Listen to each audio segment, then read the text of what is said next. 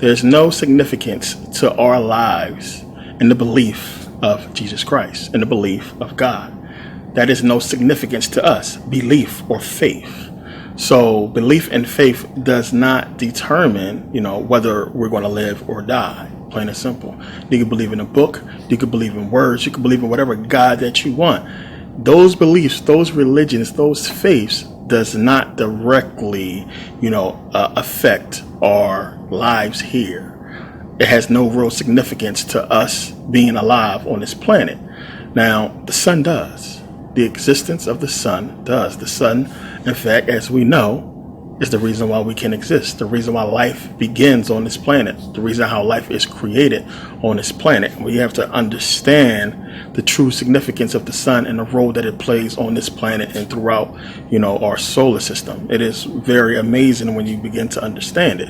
So we can go and look at it, on a plant life level. We understand photosynthesis. We understand how plants absorb the energy from the sun, and how, the chlorophyll in its leaves converts that energy into food for the plant, basically sugar. So you have basically chlorophyll A and chlorophyll B. They absorb photons and basically transfer that energy to the photosynthetic reaction center at basically a wavelength of 500 to 600 nanometers. So we know that it's basically on the color spectrum of green. So that's how we get, green plants. We can get into a whole thing with Osiris and the sun and all that, but we're going to do that in this video. But we understand that, without photosynthesis, without this process, we won't have healthy plants. We won't have food. We won't have vegetation or what have you. So this process is significant, and it deals with the sun. So when you have this process, you have the chlorophyll molecules, they become excited and they basically eject electrons. I talked about this in the human energy video on YouTube. So when you have an ejection of electrons, you have the surface is going to become, or the chlorophyll will basically become positively charged.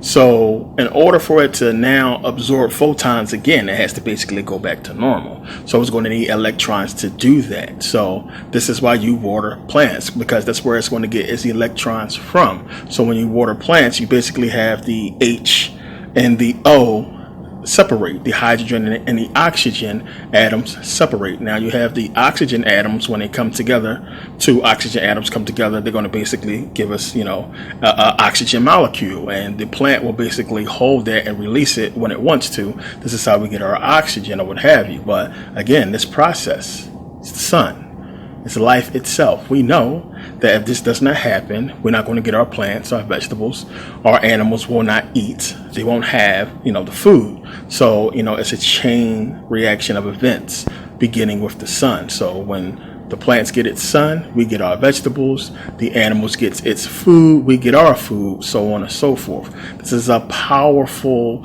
thing that happens in nature, and it's normal, and it's significant to the life of everything on this planet, and we need it. You don't need a book. You don't need a belief or faith.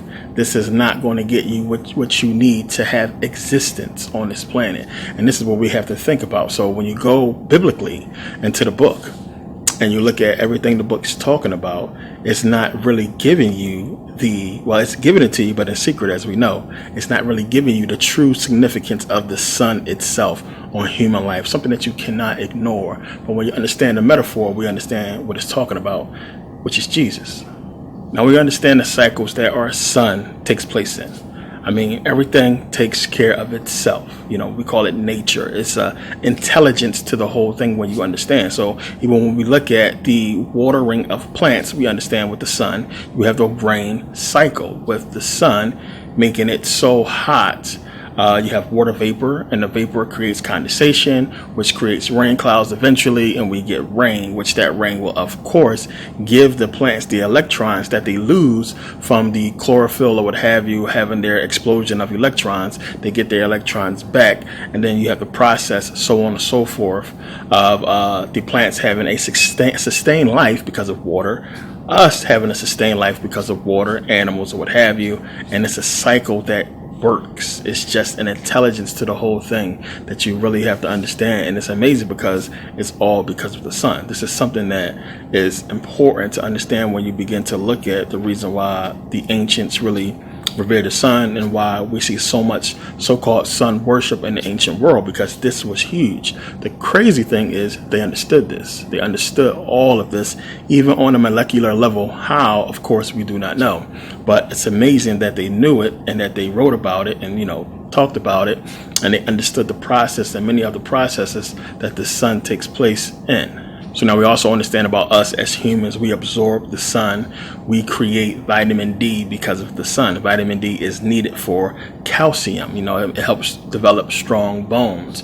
So the more exposure you have to the sun, the more vitamin D is created. This is why you see a lot of people with suntan, because if you let the sun be absorbed through your back, you get more creation of vitamin D because of that. So now, people, here's the big question you have to ask yourself.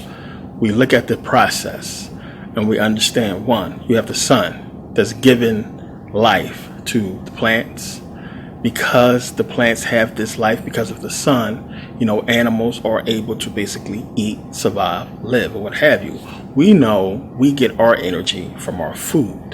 We know we eat these plants. We have the same process to where we get energy from this food. If we don't eat, we will die. We will literally starve to death.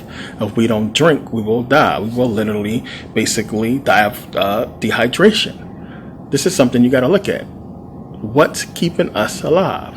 The sun, right? So now, question is, if we are infinite beings, if we have a soul, an immortal soul with infinite energy, why is it that we cannot simply sustain ourselves with our own energy? Think about that. We need the sun. If we don't eat and absorb that sun's energy, we can't sustain this human form and we'll die. But we have this infinite energy that we know exists inside of us that we call a soul, that has unlimited energy that we should be able to tap into and heal ourselves with our own energy.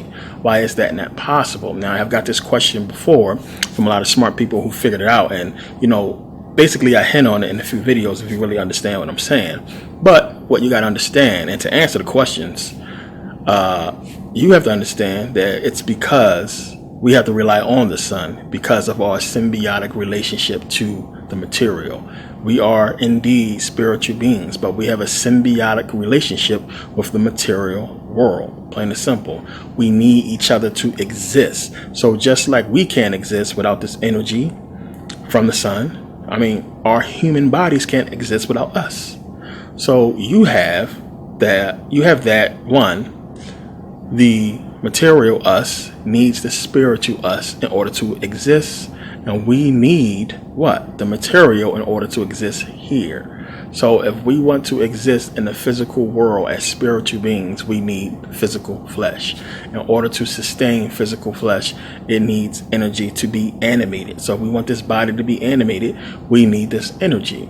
Now, you also have to understand that, when you are eating and converting this energy into more energy, it's almost like the recharging of the energy that you have. You're recharging it because we don't have that direct contact to the sun, or at least we forget how to directly charge this energy. So we have almost like a, portable battery, basically within us, to where we can charge it for a certain amount of time and basically have energy, that we need. So if you have the right energy within you, then you can go ahead and use that energy to go ahead and keep you energized. So this goes to a lot of stuff, especially food. When you think about, if you go out and you eat, junk food all the time, and that's the energy that you are now about to convert into energy for your physical self. So if you're constantly eating junk food and everything, you're going to gain weight, and you're going to wake up in the morning, you're going to have, indigestion or heartburn or what have you, depending on the health that you are in, at the moment. But if you're not in good health, what's going to eventually happen? You're going to be converting bad energy, plain and simple. So you're going to wake up and you're not going to feel as refreshed as a person who ate a salad, all that, who ate light meat, who didn't, gorge on junk food or what have you, they're going to wake up with more cleaner energy. They're going to be more energized. You're going to wake up over time with bad energy. So this is negative energy you're absorbing into yourself, and there's a lot that go with that. So you have to look at that, understand that relationship of, good, clean energy versus bad energy, so on and so forth. But it's due to the symbiotic relationship that we have with the material as spiritual beings that we need each other to exist. So we don't have full access of our power, as I talk about, with the subconscious basically locking away, everything that we need to be, complete one. So because of this, and we're going to get into this a little bit later, it's going to make a lot more sense, trust me. Because of this, we have this semi-relationship with the sun that's going to make a lot more sense as we go along. But it's because of this symbiotic relationship that we have with material that we need the sun to basically give us the energy to help us stay on the physical plane. And in turn, the material can survive, it can live, it can go on and complete its agenda. So there's an intelligence in all of this that you're going to begin to see as we go along, and it's amazing. So really, it's all part of the dualistic nature that makes up us, and it's one of the reasons why I say that material cannot be evil, because you have to understand the sun is God, plain and simple. It's God. If the sun is God, then it's capable of both good and evil, which we get from the sun, the creation of the material and the spiritual. It's dualistic in a sense biblically. If you want to look at Satan as the material, as we talk about, God is the spiritual, as we talk about. But you have to understand, they can't both be evil. They can't both be good. There's a dualistic nature. So material is a must. We must master material. That's one of the purposes of us being here, to master material, to understand it, to not succumb to it, to not be ruled by it, but to master it, plain and simple, to basically have complete control over the material, which would be you. If you can't master yourself, your flesh, then you can't master nothing. The spiritual will not be accessible to you because you are bound by the material. So there is a yin yang, of course, a balance, as I talk about, that must be had. And people are not really talking about this because they don't really understand. But the significance of it goes back to the sun. And we got to understand how it plays a role in every facet of what we do and so many things. Plain and simple. It's the reason why the sun is revered. The sun is basically worshipped and deified, of course, because it exists in so many different facets of our day-to-day, of our life, of our existence, and it's going to be responsible for whether or not we transform, whether we basically open the third eye, become one, and have balance. The sun is a huge part in all of that when you really understand. So the sun is basically the God over us, over the physical. Plain and simple. We have this God that reigns over the physical world, over us being in this materialistic realm. It is not the God of all. That would be consciousness itself. Consciousness would be the God of all. Plain and simple, because you have to look at the sun as us. The sun has a dualistic nature. The sun is material and energy, of course, like us. You have the sun being 75% hydrogen and 25% helium, and you have a small composition of various metals that makes up basically the mass of the sun. Small when you compare it, but compared to the earth, it's huge. So you have all these metals, material. You have the energy of the sun, the spiritual, what have you. So we are basically, we can put God in the material, which is why they anthropomorphize, or how they deify him and make him beings like Ra or what have you, because they looked at him as just like us, having a composition of energy and material. So this is why you can make God as a man, the sun as a man, or what have you, or God as Jesus, or so on and so forth, why they put him in that aspect as a being, because just like the sun, we are energy and material. So when we die, we have rebirth. When you understand the process, as I talk about, when we pass as this material, spiritual being, there is a going away of the material. And if you are not, completely one, balanced, you come back. You have rebirth into this physical realm. Now, when the sun goes supernova, the process starts over again. The sun recreates itself. This is the whole, metaphor with the phoenix rising from the ashes, what have you. You have a supernova and you have the sun basically reform itself. If the reaction from the supernova is unique, if it's done in a correct way, it can form planets, as I talked about.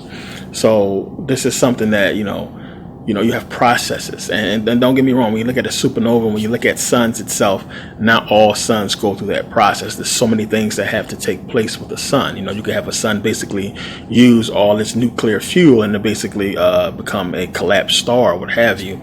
And you have dwarf stars, and you have suns that basically, burn out, you might as well say. And, you have suns that expand into giant stars, as they call them, gas giants, or red giants, and they become huge and they compress and they compact and come back out, and eventually they explode. So it's a lot. It's a process of life and death with the sun, just like it is with us, except for the sun lives longer than we do, if you look at it in that sense of being in one form for a long period of time, where we change forms many different times from incarnation to incarnation, if you are a being that keeps coming back here. So it's a lot to look at on a spiritual level, that you have to really go back and look at the ancients and how they talked about it to appreciate it. It's something that you can't really fathom today because it's not really clearly understood, but it's going to make a lot more sense in this video. So as I talked about before, we have consciousness creating energy. Consciousness being this all-knowing, powerful thing that we really don't truly understand when you think about it. But as we know, you have a thought occurs first, as I talk about, then energy. That energy allows the physical to move. Basically the same process as the sun basically being absorbed by the chlorophyll in the plants, and that energy is converted into food for the plant to be able to survive and move. We eat it, we're able to move, so on and so forth. So you have, stemming from consciousness, energy, movement, life itself. Now, the sun is responsible for all life on this planet, plain and simple. And the thing is this, our true self outside of this planet would be what? Consciousness and energy. With energy, coming from consciousness, as we know. So it will be we will be this conscious, energetic being. And you have to really understand that and think about that. Consciousness, and consciousness being an intelligence when you really get into it, which is why they use these words, and it's going to make sense in a second. So once consciousness and energy enters the body, it becomes subservient to the physical, plain and simple.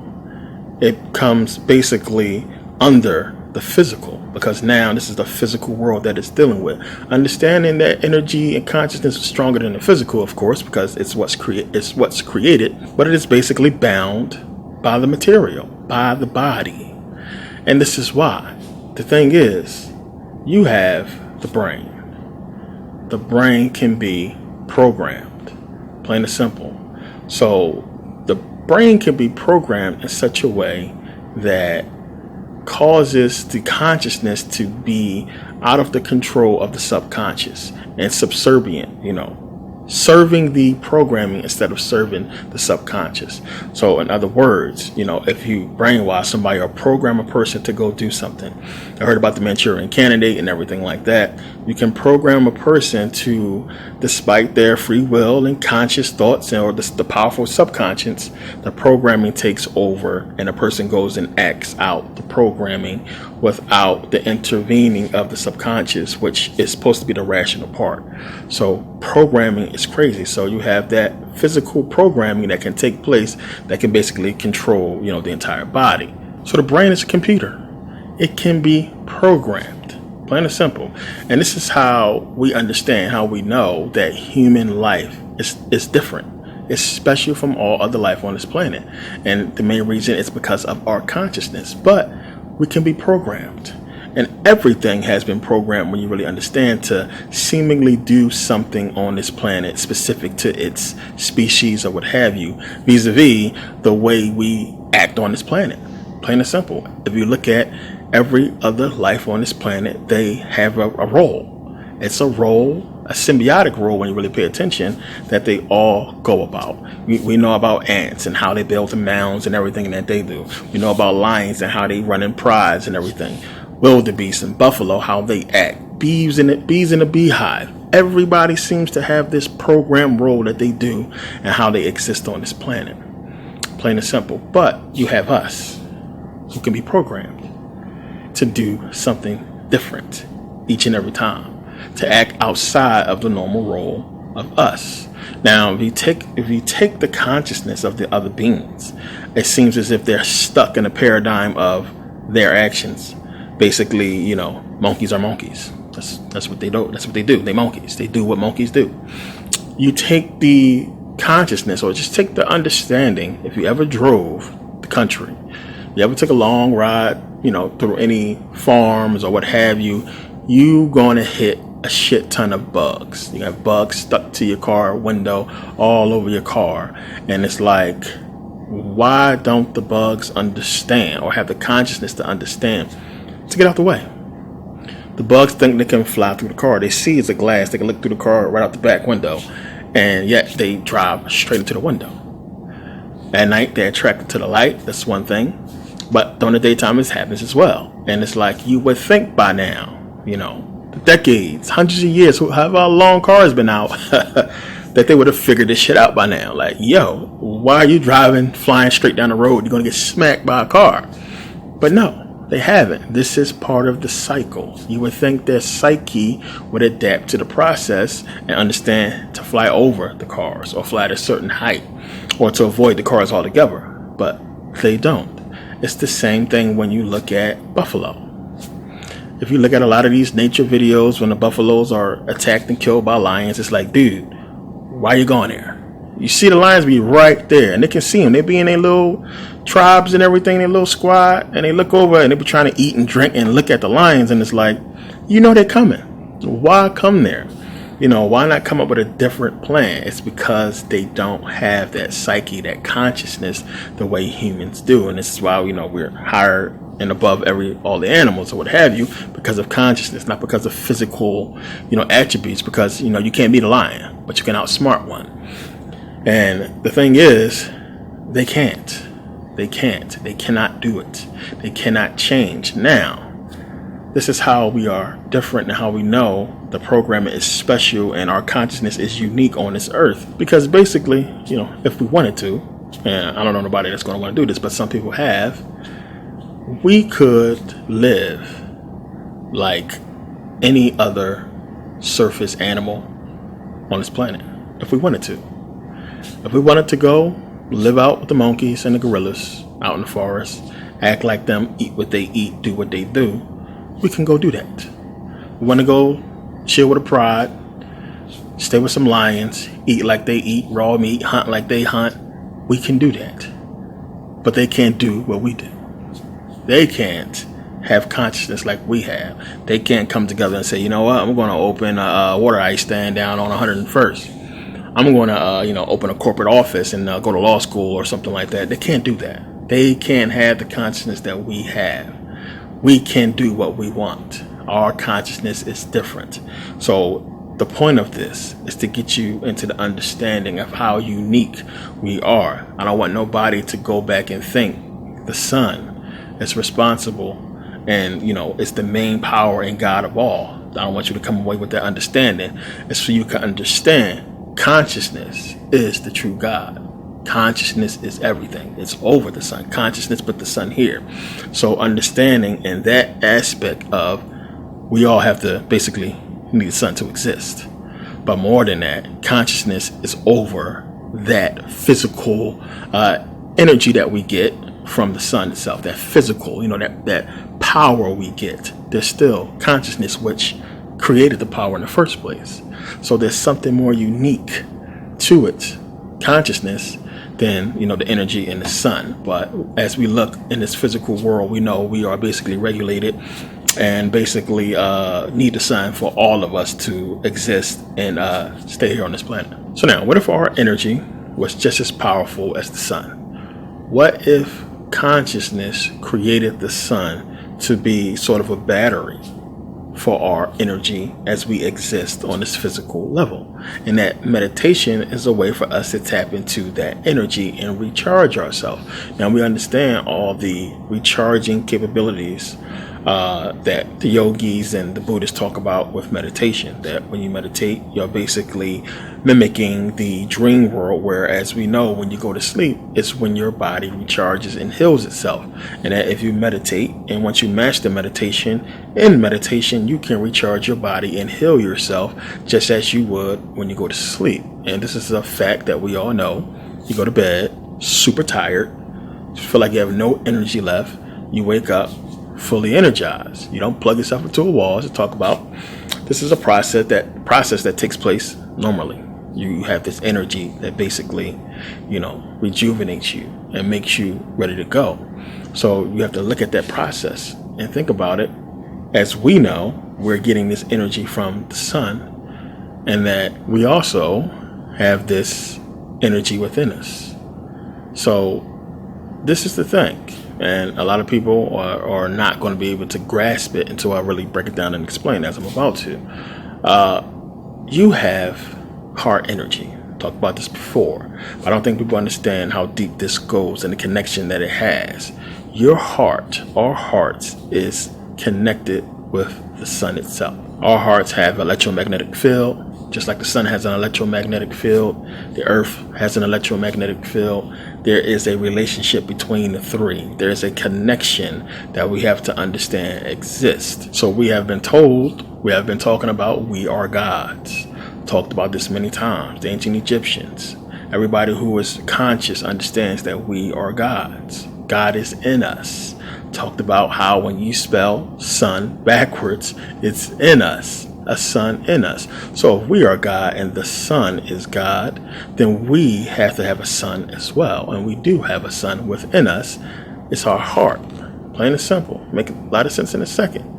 We have a sun in us. It's our heart. Our heart is directly connected to the sun. So now the two most important organs in the body, we know, the brain, the heart. Plain and simple. So now we have seen how the brain is a computer, as I just talked about. The brain is a computer that can be programmed. It's a computer. What about the heart? When you look at it on the terms of computers. Now we know that without the brain, they would have never came up with the idea or really understood how to make a computer. It's modeled after the human brain. But you have to look at the heart. Plain and simple, and understand the connection. So you have to understand, one, that if it wasn't for the heart and the connection that it has with the sun, they would have never came up with the idea of Wi-Fi and Bluetooth.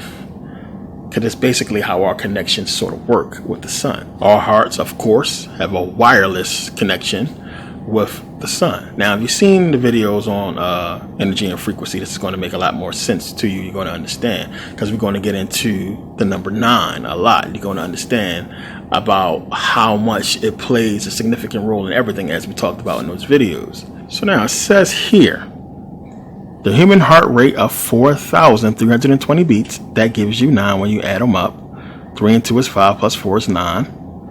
Beats per hour cannot fully be explained by the sinking sun because sound waves don't propagate through the vacuum of space. However, a paper recently published in the Journal of Science describes a new technique for determining when sunspots will form a day or two before they appear on the sun's surface. Stantis Alandis, doctoral student at Stanford's physics department and lead author of the paper, said, when sunspots bubble up from inside the sun, they disrupt sound waves that are produced by shifting plasma, a form of superheated gas at the sun's surface. Sunspots are associated with solar flare explosions of charged particles called coronal mass ejections. We heard about this before. The sun's solar flare cycles run from high to low over an 11-year period.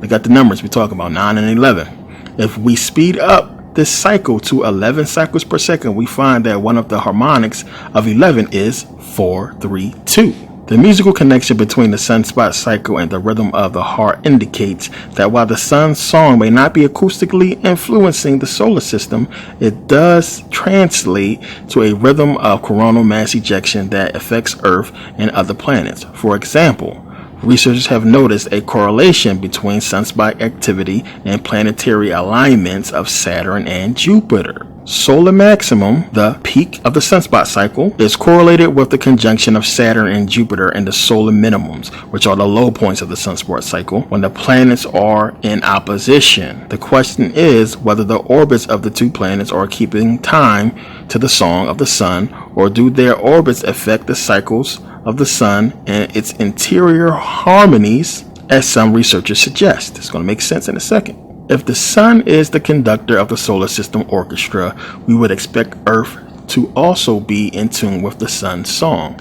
Scientists, particularly those who study earthquakes, once thought that the Earth's long period acoustic waves or free oscillations occurred as the result of large earthquakes. However, it is now known that the Earth freely oscillates even in seismically inactive periods. The Earth's background free oscillations are known as Earth's hum. The source of the free oscillations of Earth has been a long-standing mystery. Researchers have speculated that the Earth's hum is a result of ocean waves colliding with the seafloor. Russian researchers discovered that global seismic activity, which undergoes a modulation period of 54 minutes, 5 and 4, 9, may in fact be induced by the Earth's free oscillations. A frequency modulation of every 54 minutes is once every 3,240 seconds, that'll give you 9, or 308.66 cycles per second, that'll give you 9 as well, and is harmonically related to 432 cycles per second. The harmonic connection of 432 cycles per second from the sun's song suggests that the Earth's hum is most likely coming from atmospheric disturbances caused by the sun. Satellite observations have revealed a rhythmic expansion and contraction of Earth's atmosphere on a 9-day cycle.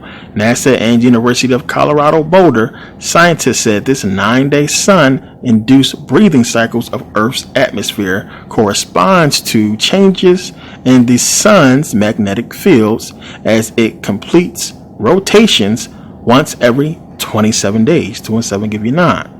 27 is harmonically related to 432. Sunspots, when directing plasma away from the sun as solar flares and towards Earth, heat up the upper atmosphere, causing the outer atmosphere to expand and contract. These findings emphasize how solar activity impacts Earth rhythmically. The beat of once per every 9 days is harmonically in sync with 432 and the heart.